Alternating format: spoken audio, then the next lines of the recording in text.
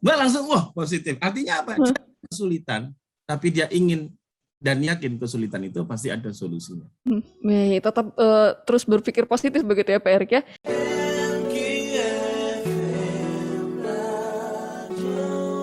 Kita berbincang lagi nih bersama Pak Erik. Dan kalau dijelaskan tadi begitu ya oleh Pak Erik, ini utamanya begitu ya, langkah pertama yang bisa kita coba begitu dalam edifikasi adalah menyamakan dan juga bersudut pandang positif. Nah mungkin banyak sahabat MK yang awam begitu ya, yang ingin memulai edifikasi ini ketakutan terbesarnya nih karena memang kurang cakap berkomunikasi atau istilahnya orangnya introvert begitu. Nah ini bagaimana nih Pak Erik kalau dengan Ya, orang seperti itu? kalau kita mau memulai khawatir, takut, jadi sebenarnya khawatir itu kan karena pikiran kita. Waduh, Mhm, saya ketemu nih sama, waduh, kok orangnya lebih baik, lebih hebat, lebih famous gitu kan. Kita mhm, khawatir, takut. Nah pertanyaannya, khawatir itu kan kitanya. Jadi kita kalau nanti salah, kalau nanti ngomongannya nggak enak, gimana? Karena kekhawatiran kita. Padahal sebenarnya orangnya baik sekali. Baik sekali. Dan saya yakin orang yang pasti punya apa ya, rekan bisnis itu pasti positif lah kan. Mereka kan tergantung irama. Irama bagaimana irama mereka kan bergantung kepada kita. Jangan kita yang bergantung kepada mereka. Makanya saya bilang tadi, salah satu caranya adalah patching, ikuti lalu leading. Leading itu kita harus megang. Kita harus yang membuat aturan. Misalnya gini, caranya gampang saja teman sekalian. Pak, saya kalau mau ngomong nggak nyaman, ya udah nggak usah ngomong. Tapi kasih mhm. setuju. Misalnya apa, mengangguk, mengatakan senang, oh iya Pak, saya setuju, cocok sekali Pak. Jadi matching itu nggak hanya nyamakan misalnya hanya makanannya saja, dari cara dia bicara disamain aja. Oh, saya setuju Pak. Saya pernah dengar juga. Udah dikit kan ngomong lagi dia. Kemudian dia aja kita enjoy. Kemudian dia, mohon maaf nih, lagi megang gelas minum, ya. Kita apa yang kita lakukan? Kita ikut minum. Baik. Kita minum aja. Dia minum, kita minum. Dia megang handphone, kita megang handphone aja. Itu namanya kita ngikuti. Tapi jangan ketahuan. Ya. Santai gayanya beda aja, ngikuti aja. Ya, itu nanti orang jadi nyaman karena kita sama frekuensinya. Ya kan, kalau sama-sama 92,3 kan satu kan, satu frekuensi kita kan. Nah, nanti lama-lama ketika sudah masuk momen, kita mulai bicara dikit-dikit, lama-lama kita yang bicara. Lama-lama kita yang bicara. Bahkan mohon maaf, saya punya teman saya ini dia memang spesialis cabang, dia salah satu manajer di perusahaan provider dan dia spesialis manajer lokasi garing. Lokasi garing itu maksudnya kantor mereka misalnya di wilayah di Jateng yang peringkatnya paling rendah. Oke. Akan diletakkan di situ. Dia spesialis daerah garing. Nah, dia diletakkan di situ 2 tahun biasanya. Ini leading, bahkan pernah beberapa kali selalu menjadi 3 besar. Kalau selesai dia dipindahkan lagi, mana yang garing lagi. Jadi dia spesialis. Nah, pertanyaannya adalah, saya ngobrol dengan dia, apa sih Mas yang dilakuin? Dia juga seorang coach. Apa Mbak? Tahu apa yang dia lakukan selama dia di situ? Cari teman Ah, baik. yang ngobrol. Jadi kalau dia ketemu sama orang, dia nggak langsung ngomongin saya mau jual produk. Nah, kita itu kadang-kadang kurang sabar. Baru ketemu orang sekali, langsung nawarin produk. Coba misalnya Mbak Naila baru ketemu, saya langsung nawarin produk. Minta maaf Mbak, maaf waktunya 5 menit aja saya mau nawarkan satu produk ini. Ya orang lari, belum kenal tiba-tiba nawarin. Harusnya kan ngobrol dulu. Walaupun ini bisa dikatakan dia ngambil momen ya, artinya ada juga cara mengambil momen, menghentakkan emosi lalu orang ikut, itu ada juga. Nah kalau orang mau paling nyaman itu ya ngobrol aja, ngobrol support. Akhirnya jadi teman ngobrol, ngobrol. Lama-lama apa yang terjadi kalau sudah jadi teman ngobrol? Pasti arah pembicaraan adalah jualan apa Mas? Trader. Udah di kantorku jaringannya dipasangin aja Mas. Ya udah. Akhirnya providernya nggak bisa mengelayani. Kenapa? Karena habis line jaringan. Sering error karena semua kuota terpenuhi. Bahkan lebih, nggak kuat. Ya, jadi itu kan diajak ngobrol. Nah kita ini ya kadang-kadang kalau kita nggak merasa oh saya nggak nyaman dengan ini, kita bisa. Yang bilang nggak bisa itu karena kitanya sendiri, karena ketakutan, karena kita nggak nyaman. Kita bisa melakukan itu semua karena kita sebenarnya punya potensi. Caranya orang langsung bisa langsung ketemu langsung connect gitu dengan kita. Ya berilah gift. Gift itu kan ya kayak orang biasanya ngasih door prize itu di akhir, betul nggak? Ngasih door prize itu di awal.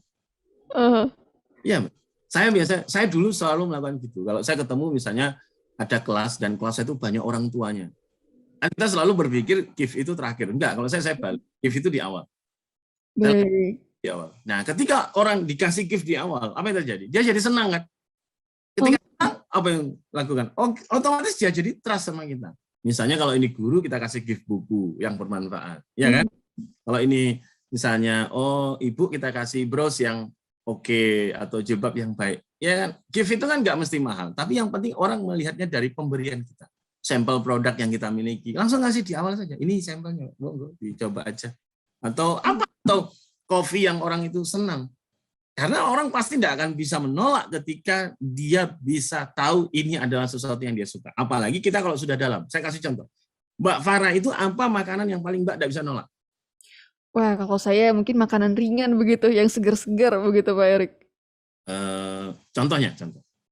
Contohnya mungkin rujak begitu Pak Erik. Berarti kalau saya ketemu Mbak Farah, saya akan bawa rujak. Oke, lebih ke emosionalnya begitu berarti ya Pak Erik ya? Emosional Mbak akan kena. Rujak. Dia langsung emosional. Lihat adalah kalau orang ini suka makan semuanya. Berarti bawa aja lah ya. Bawa aja lah. Karena mana yang membuat dia emosional kita jadi masih mereka-reka. Tapi kalau dia senang misalnya, senang rujak, senang Bu Ami suka bakso, ya sudah, ketemunya di bakso. Nah, ini ya sahabat NG bisa dipakai untuk anak. Contoh, kita kan di rumah orang tua sering nemeni anak. Nemeni anak itu kan kadang-kadang kita jadi guru, ya, jadi ikut diskusi, ya. Nah, kita tinggal lihat apa yang membuat mereka supaya mau enjoy mendengarkan kita. Ya mereka harus nyaman, emosional mereka harus kita kenain apa yang anak kita suka. Misalnya dia suka nasi goreng, udah sebelum belajar nasi goreng dulu. Wah, dia akan tune in banget. Dia akan kita pulang misalnya dia senangnya apa? Dia senangnya siomay, bawain siomay. Atau bukan makanan yang bentuk itu, dia senangnya coklat, bawain aja coklatnya. Dia akan emosional. Nah, orang itu ketika tahu sesuatu yang dia bikin emosional lalu kena di situ, itu merasa, ini satu frekuensi. Ini kok tahu ya? Langsung connect itu, Mbak Farah. Kalau sudah connect, udah Mbak ngomong apa aja. Ini dalam bentuk tanda. Ini baru kita bicara edifikasi dalam bentuk tanda-tanda. Belum lagi kita berbicara lebih lanjut. Dalam bentuk tanda saja, Anda sudah bikin orang nyaman. Dalam bentuk tanda saja, Anda sudah bikin orang yang positif. Bukan yang menyebabkan tinta, tapi tintalah yang menyebabkan titik. Bukan cantik yang bikin cinta, tapi cintalah yang bikin semua jadi cantik. Wah, Masya Allah. Kalau orang sudah suka, orang akan support dan mau bekerja sama, ngelakuin. Orang udah ada lihat. Baik, wah berarti ini selain pembicaraan begitu ya, ini bisa untuk sahabat MK begitu yang mungkin mengeluhkan sifatnya begitu, yang introvert, wah ternyata juga dari tanda ini bisa jadi peluang begitu ya, Pak Erik ya. Baik.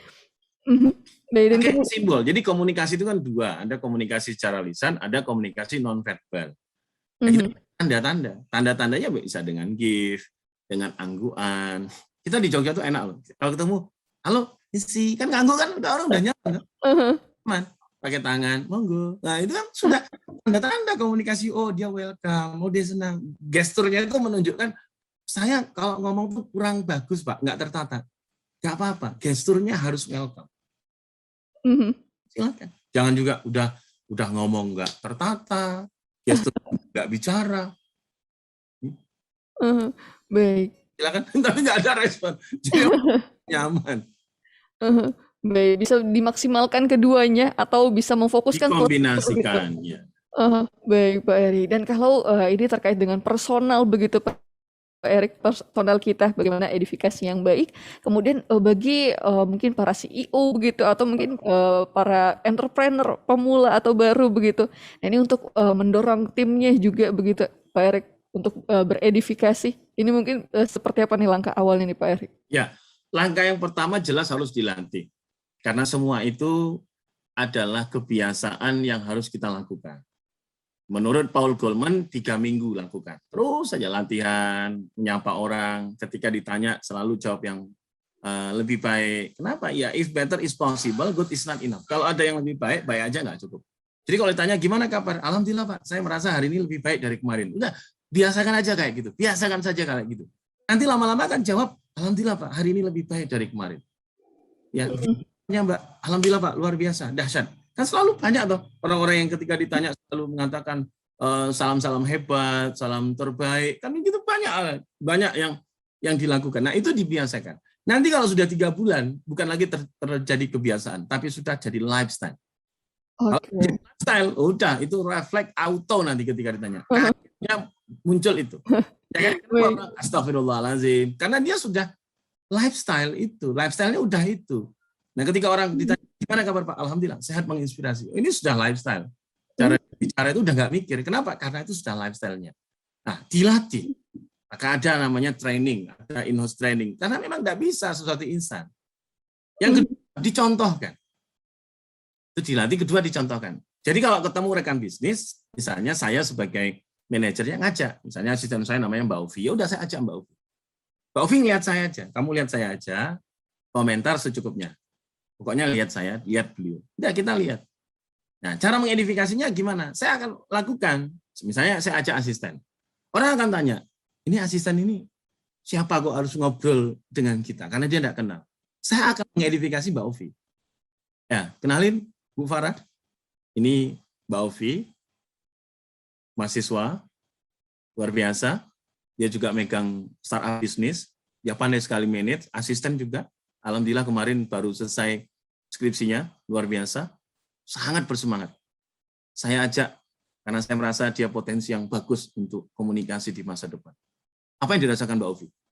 Oh, senang. Wah, alhamdulillah. Dia kalau saya ketemu Bu Farah, lalu saya bilang, Bu Farah, terima kasih. Kenalkan Bu Farah, ini Ovi. Sebenarnya saya tadi mau ngajak asisten, Bu. Cuman enggak, ya yang terbaik itu pada acara semua. Jadi ya seadanya lah, ini Ovi seadanya, dan belum banyak pengalaman. Ini baru pengalaman pertamanya. Jadi kalau banyak salah-salah nanti kalau komunikasi ya tolong dimaafkan lah, karena belum punya pengalaman. Dan satu lagi, masih jomblo Bu. Jadi ini kira-kira apa yang dirasakan oleh Mbak Ovi? Mungkin malah semakin nyaman begitu. Nggak nyaman. Baru pertama, nggak punya pengalaman. Maaf kalau nanti salah, masih jomblo. Dia pingin, aku pulang lah kalau perlu live dari sini kan. Apa? Karena kita sudah bikin dia tidak nyaman. Ketika kita sudah terbiasa menunjukkan kepada klien, ini asisten saya, luar biasa, saya kenal lama sejak mahasiswa, semangatnya dahsyat. Nggak ada pekerjaan yang nggak bisa dia selesaikan. Orangnya sangat willingness. Saya target seminggu, 3 hari dia udah berikan. Saya ingin kenalkan sama Bapak. Mana tahu bisa suatu saat nanti bisa berkomunikasi lebih intens. Dan satu lagi, tinggal nunggu wisuda Pak. Dan ijab sah. Misalnya kan gitu. Tinggal nunggu, ya terserah mau setahun, 2 tahun, kan tinggal nunggu. Baik. Kan tinggal paradigma kita kan, Bu Farah. Nah, dengan begitu apa yang terjadi ketika saya sudah mencontohkan? Apa yang dilakukan Ovi ketika Ovi yang mimpin meeting, lalu saya menemani dia? Lebih nyaman begitu Pak Erik. Ovi akan sudah tahu bagaimana cara mengedifikasi Erik Adisaputra. Kenalkan Pak, ini senior saya, Pak Erik. Dosen, saya suka sekali kalau Pak Erik ngajar di kelas, sangat positif pembawaannya, ngurusin banyak bidang, senang bisa ketemu Bapak, dan kalau Bapak ada pekerjaan terkait penguatan sumber daya manusia, boleh ngobrol dengan Pak Erik. Dia akan terbiasa. Atau kalau misalnya, kalau saya udah ngasih contoh yang jelek, apa yang terjadi kalau saya dicontohkan Ovi? Misi Pak, tadi saya ajak dosen saya ini karena yang cuma beliau, yang lain pada sibuk semua. Jadi beliau yang akhirnya lagi banyak pikiran ini Pak Erik. Nah, jadi kan nggak nyaman akhirnya. Jadi edifikasi itu bagaimana kita mengkomunikasikan sesuatu dengan sangat baik, sesuatu yang positif, memiliki value, tidak melebih-lebihkan, tapi itu memberi dampak yang baik untuk orang yang mendengarkan, termasuk orang yang kita ajak bicara. Dan mereka akan sangat senang dengan itu. Pandai-pandailah memberi edifikasi, termasuk di rumah, di keluarga, mengedifikasi anak. Gitu aja nggak bisa, kakak itu gimana sih? Dibanding-bandingkan dengan yang lain. Padahal mereka pasti tidak senang kalau dibanding-bandingkan. Edifikasi anak, bagus Kak. Teruskan. Jadi dia enjoy. Ya. Baik, perlu diasah lagi begitu, Pak Erik, Amin. untuk diksinya juga begitu ya, supaya bisa pas sama orang yang kita ajak bicara begitu. Wah, menarik nih Pak Erik, bisa digunakan di berbagai lingkungan edifikasi ini, tidak hanya Dari keluarga di sampai bisnis. profesional bisnis kita bisa pakai. Uh-huh. Di rumah kita bisa pakai dengan bahasa yang baik kepada anak, kepada keluarga, dengan teman-teman sejawat, dengan tetangga. Kita bisa menggunakan bahasa-bahasa itu, ya kan? Baik, sehingga sahabat MK, Pak Erik juga begitu ya. Ini untuk Terima kasih. edifikasi sendiri bisa diimplementasikan di berbagai lini dan bisa dipelajari sahabat MK untuk itu. Sahabat MK bisa juga masih bisa bergabung begitu ya di kesempatan kali ini. Tidak hanya mungkin ingin berbicara terkait bisnisnya, namun untuk pengembangan dirinya juga bisa sahabat MK. Terus perkuat dalam aktivitas kita latih terus, ketemu sahabat, edifikasi, ketemu mitra, bahkan ketemu dalam satu pertemuan, kita edifikasi. Nanti dengan begitu, kita akan terbiasa.